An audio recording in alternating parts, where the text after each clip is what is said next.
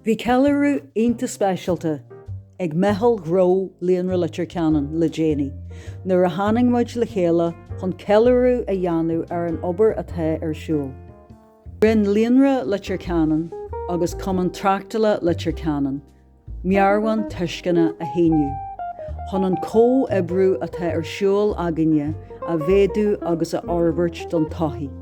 Cheol muid coppla tógra ar an lá fásta. Tá frás chartaí ar fáil ó Líonra Leitir Ceanainn anois, chun taú le customary beat a géalaigh a labhairt agus iad an mhaí am an siopadóireachta.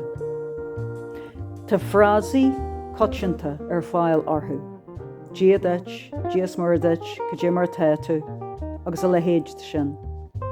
Agus is féidir an cód QR ar an charta a uasaid, chun éisteacht leis na frásaí agus na fácail a le go léir.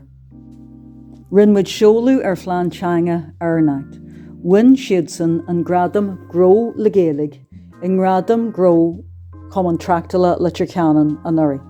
Anois tá siad chun céimeanna eile chun tosaí a ghlacu, chun tuilú géalaigh a uasaid sa chomhlacht sin.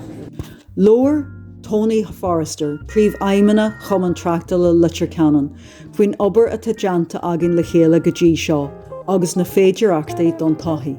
Lóir Mheitheal Ghnó, stúrthóir Líonra Leitir Ceanainn, faoin chadramh atá a orbairt agin, le Cumann Tráchtála Leitir Ceanainn, le oifig fiontar áitiúil dhunanáil, leis an ollscoil anseo a Leitir Ceanainn, agus le hagraíochtaí agus grólaachtaí fud fad an bhála. Góin muid buíochas ó chraí le bríon agus foireann saige in number 9 Cearnóg an Mhargaí, as béla omlan galanta a thola chuir doin agus service tribhán na Gaeilge.